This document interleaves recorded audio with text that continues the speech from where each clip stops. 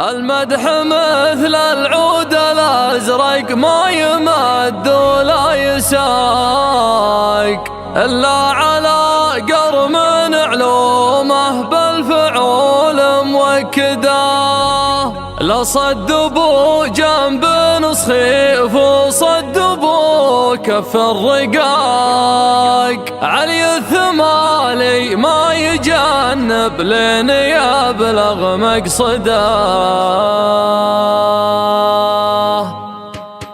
على الطريق اللي نهايته بداية انطلاق، ابدا الخيال يعيش جوه والقديم يجدده. خلوني ياخذ راحتي وارتاح من ضيق الخلق، محتاج لي سجات عيد الراحة المستبعدة. ياخذني التفكير لابعد مرحلة وابعد نطاق، واعيش في غربة عن الواقع ورحلة مجهدة. منها يمر البال في ضيقه وهم ما يطاق، واميل للعزلة واشوف ان الظروف معقدة. اصعب من شعور الفراق الا شعور الاشتياق، هم يطاول راعي الفرقة ونار موقدة. من يكثر التفكير في الدنيا ولهوات الفراق، يمكن يبين الحزن في عينه ويجفى مرقده. كافحت في الدنيا بعز وذقت شيء ما يذاق، ما مرت ظروف الليالي باردة ومبردة. بيني وبين العز واسلوم العرب عقد اتفاق، رصيدي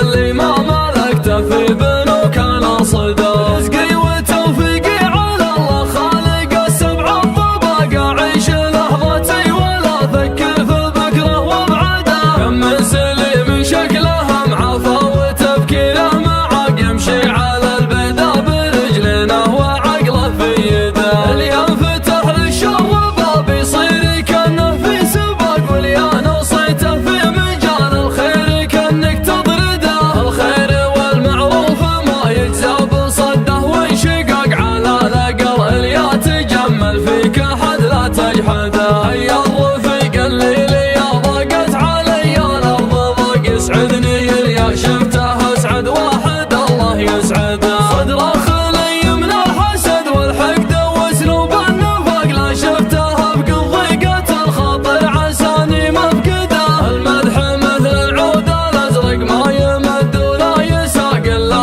على قرم علومه بالفعول موكده. لا صدبوا جنب نصخيف وصدبوا كف رقاق، علي الثمالي ما يجنب لين يبلغ مقصده. اصبر مع اهل المرجله ما هو سريع الاحتراق، يوم الاسامي بعضها بالانقراض مهدده. يكرم عن الهفات والزلات والهرجه الدقاق، لها نراس تعب الاجيال قبله وابعده. يسعى لفعل الخير والمعروف والحق الحقاق، من يحتزم في المحزم المليان يبشر بسعده. يا علي بن عظاه فعولك تشرح صدور الضيق، صبي من المسعود يقف كل ما حان وعده. انت المشرف في الوطن والدبلوماسي في العراق، وتبين في يوم يجف الدم وسط الأولده. اخوك يوسف ما ضرب الهينه ولا